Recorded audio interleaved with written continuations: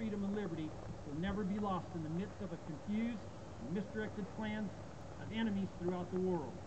Our military forces were once again called upon to protect our country from an enemy that is entrenched in hatred and bias against our country and the freedom for which it stands.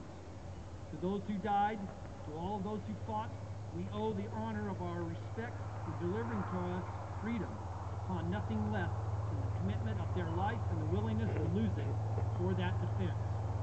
President Harry Truman once said, "I think I know the American soldier. He does not want gratitude or sympathy. He had a job to do.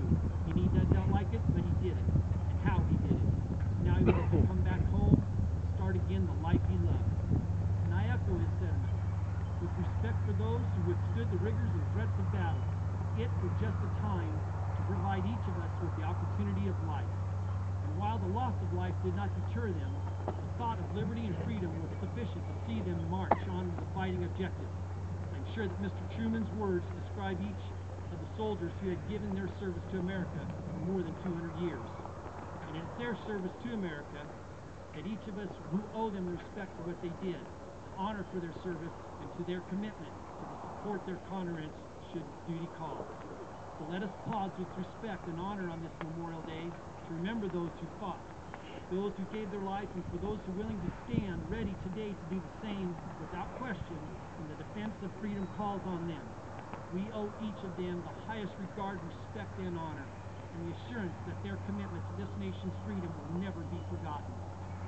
In each instance, when called upon to defend the rights of this nation, to enjoy the liberty of freedom, American soldiers have responded courageously, whether it was in World War II, rallied by support around the world, or in Vietnam during a time of disruption and confusion among the people of our nation, or even today when the war in Iraq and Afghanistan provides similar confusion and disagreement among its citizens.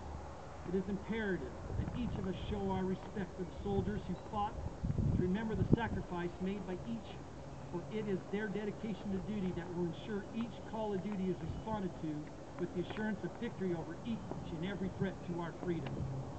Our land has been truly blessed and honored with veterans who have given their lives to ensure that we have the freedom to enjoy the blessings given to us by God and to ensure in liberty by the vision of our founding fathers.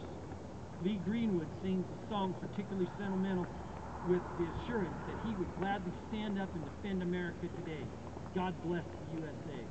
And today, as we stand and should each day, we say God bless those who have given their lives to make America strong, and to those who remain prepared to fight for our country today. No arsenal, no weapon in the arsenals of the world is so formidable as the will and moral courage of free men and women, by Ronald Reagan. The men and women who serve and who have served in our armed forces are no less committed to protecting our nation than were the men who signed the Declaration of Independence. Their final words declare that for the support of this declaration, with a firm reliance on the protection of divine providence, we mutually pledge to each other our lives, our fortunes, and our sacred honor. Our American forces continue to maintain that same standard of commitment to honor that was declared more than 2 centuries ago. On this Memorial Day, pause to reflect on just what has been given and sacrificed so freely so that freedom can ring across this great land. Senator Bob Dole says that he was called part of the greatest generation for serving in World War II. His response to this is that all soldiers who have served and who are currently serving are